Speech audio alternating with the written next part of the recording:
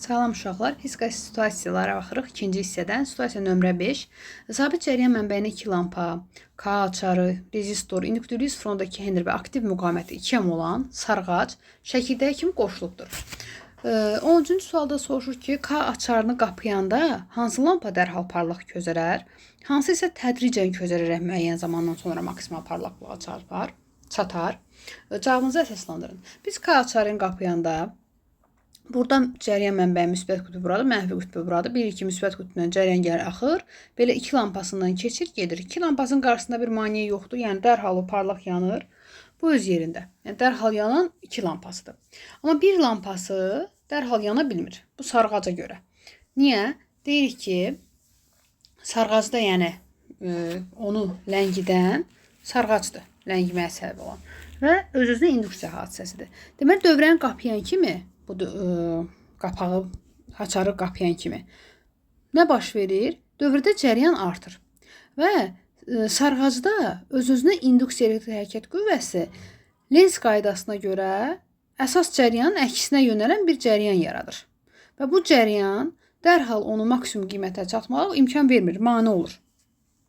Yəni, bu səbəbdən həm də biz nə demişdik? Demişdik ki, sarğac adətən qoymur, yanmağa qoymur. Yəni, tez yanmağa qoymur, tezə sönməyə qoymur da. Yəni, daha gec yanacaq və daha gec sönəcək. Həm də belə deyirik.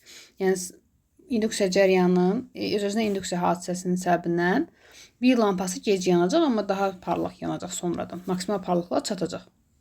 14-cü sualda sarğacda cəryan şiddəti 6 amper bölünsün saniyədir, sürətlə artarkən yaranan öz-özünə elektrik hərəkət qüvvəsi modulunu hesablayın. Öz-özünə induksiya elektrik hərəkət qüvvəsi nəyə bərabərdir? Modulunu deyir, artıq mənfini yazmıram. Delta I bölünsün, delta T. Bizdə L şərtdə verib induktivli fronda 2-dir. Delta I bölünsün, delta T də deyir ki, 6-dır. Bu da nə eləyər? 1,2 volt. 15-ci sualda isə deyir, sarğacda sabit cəryan keçərkən hansı müddətə ayrılan istilik miqdarı, yəni Q, maqnit sahəsinin enerjisinə bərabər olur və maqnitə bərabər olur. Q nəyə bərabərdir? I kvadratı RT, maqnit sahəsinin enerjisi də L kvadratı bölünsün 2. Hər tərəfdən i'lər gedər. Bizə nə istəyir? Hansı müddətə? Buradan T-ni tapsaq, nə olar? L bölək 2R. İnduktivlik nə qədərdir? 0,2.